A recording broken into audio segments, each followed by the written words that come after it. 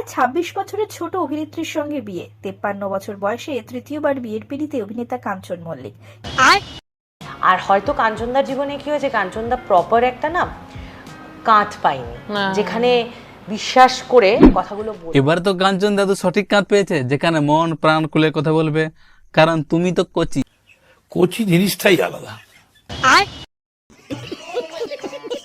একে সাজিদ জিয়ার সঙ্গে ভালোবাসা করে বিয়ে করা কিছুদিনের মধ্যে বিয়েটা ফেক মিথ্যা প্যাং বলে চালিয়ে দেয়। সেই নিয়ে সোশ্যাল মিডিয়ার সমালোচনার শেষ নেই। এরই মধ্যে কাঞ্চন জেঠু তৃতীয়বার বিয়ে করে হ্যাট্রিক করে ফেলে। আমি বুঝি পানা এরকম একটা আইটেম এরকম ঘেঁচা আমাকে শুরু কিভাবে পছন্দ করলো। সবে মূলে কি পেশা এটা তো সবাই কেন নেই। সঠিক বলেছেন। হ্যাঁ বন্ধু, আমি সেই কাঞ্চন দাদুর কথা বলছি, যে কিনা দ্বিতীয়বার বিয়ে করার পর বলেছিল কিন্তু আমাদের কাঞ্চন দাদু পাবলিকের কাছে কথা দিয়ে কথা রাখেনি, আবার বিয়ে করে বসে। আর পাবলিক হেপে গিয়ে খাওনি শালা।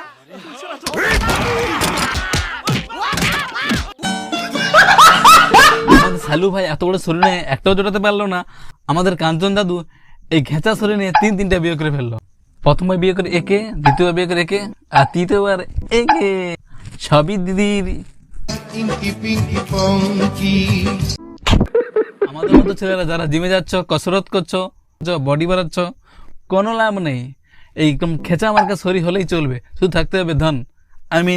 পেশা চলো শুনে আমাদের সিময়দি এবং কাঞ্চন দাদুর প্রেমের গল্প। আমাদের সিময়দি এত সিক্স প্যাক বালা মানুষদেরকে ছেড়ে কেন আমাদের কাঞ্চন দাদুর প্রেমে মজেছে। বন্ধুত্ব থেকে প্রেম এবং বিয়ে, তো এই জার্নিটা একটু শুনবো তোমার কাছ থেকে আগে।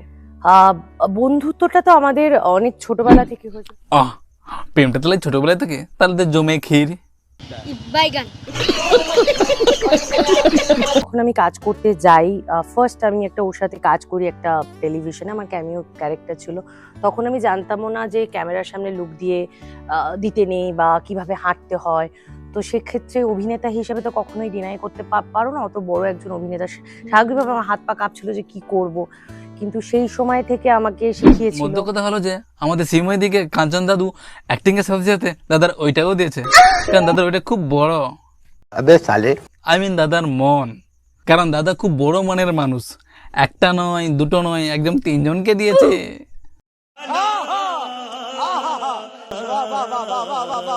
কিন্তু প্রবলেমটা হচ্ছে কাঞ্চনদা তো এত মানুষের মুখে হাসি ফোটায়, আমি কাঞ্চনদাকে দেখেছি একা ঘরে কাঁদতে। কাঞ্চনদা এরমও দিনে গেছে, কাঞ্চনদা বলেছে আমার সবকিছু থাকতে কিছু নেই। কে বলেছে কিছু নেই? তুমি তো আছো। আর হয়তো কাঞ্চনদার জীবনে কি হয়েছে, কাঞ্চনদা প্রপার একটা না কাঁধ পায়নি, যেখানে বিশ্বাস করে কথাগুলো বলবে। এবার তো কাঞ্চন দাদু সঠিক কাঁধ পেয়েছে, যেখানে মন প্রাণ খুলে কথা বলবে, কারণ তুমি তো কোচি। কোচি জিনিসটাই আলাদা। হয়তো কাঞ্চনদার জীবনে অনেকেই এসছে, তুমি তো সবার থেকে আলাদা। এটা কিন্তু ঠিক, তোমাদের একসঙ্গে হোক আলাদা হোক, বিশেষ করে কাঞ্চনকে খুব হ্যাপি লাগে, মানে এটা কিন্তু ঠিক। কারণ এখন কাঞ্চন তো সবকিছু ছেড়ে তার দিয়েছে। সঙ্গে অত দিনের সংসার বউকে ছেড়েছে, সবই দিদি তোমারই। আমিও যদি ভবিষ্যতে কোনো সম্পর্কে যাই, আমার মধ্যে ট্রান্সপারেন্সিটা খুব ইম্পর্টেন্ট। আমার কাউকে ভালো লাগতেই পারে, আমি তো অকপটে বলি আমার সৌরভ গাঙ্গুলিকে দারুণ লাগে। বাঙালি এত সুপুরুষ কি দেখতে, আমি কিন্তু খেলা বুঝি না। ওই জায়গায় ভুল করেও ছিপেল না, কোনো লাভ নেই।